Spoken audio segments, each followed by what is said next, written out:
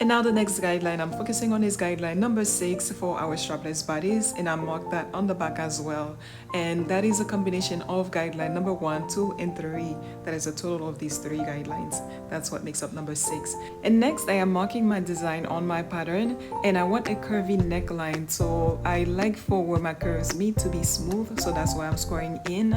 And then I'm going to lower my armhole by 1/2 inch, and then I'm going to connect these 2 points together, the armhole and that squared in point. I just mark at the center front, and that's just for me to see how steep my line would be, meaning how deep my curve will end up being. I don't want it to be too shallow, so I marked the middle of that line. I just eyeballed it, and now I'm going to connect the center front to that middle of the line.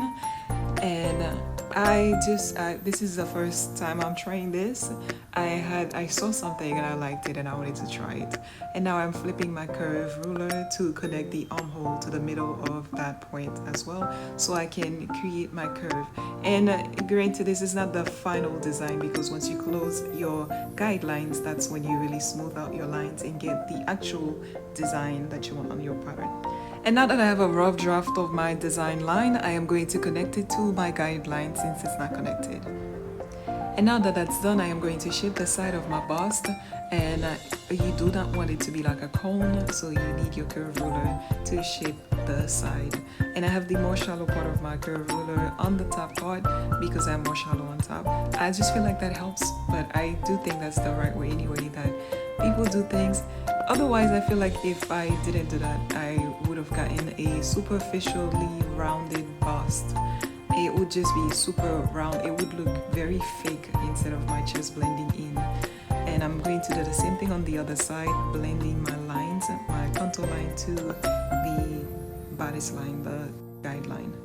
And I decided to go over my lines with a different marking tool that is of a different color so you could see the lines better. And now I'm just smoothing out all of my lines on the dart legs, and just to make sure I have no indentation, nothing sharp, only smooth lines, and that does prevent you from having wrinkles on your garment as well. And I'm cutting everything off now, and as you can see, I'm leaving the excess paper on top so that when I connect my design line to smooth it out, I don't have to add excess paper. And as you can see, now I'm marking my notches, and I like to put my notches where my circle points are, and I feel like that always gives me a smooth connection. And I also do so on the bust line as well, as you can see.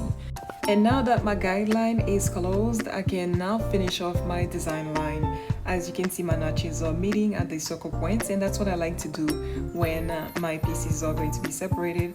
I like for my notches to be at the circle points. And so now I'm finishing off my design line here, and I did eventually decide to add a bit to my curve at the center front. Not too much, maybe 1/4 inch for what I added. And as usual, whenever I have 2 curve points that are meeting, I like for it to be smooth so that my curve can be smooth. So I went in and squared in just a little bit from the center front so that I can have a smooth curve when my pattern opens up. And I really like the way things were looking. So now it's time to cut off all the excess paper that I don't need and reveal my actual pattern for the front pieces. And then I'm starting with the back, and I am just making sure everything is aligned by removing 1/2 inch as well from the back, just like I did in the front. And here I'm just trying to figure out how low I want it to go on the center back, and then I square in once I found out where I want it to go, and then connect my side seam to my center back. And then I'm just gonna cut everything off that I don't need and remove all the excess contouring from the dot as well.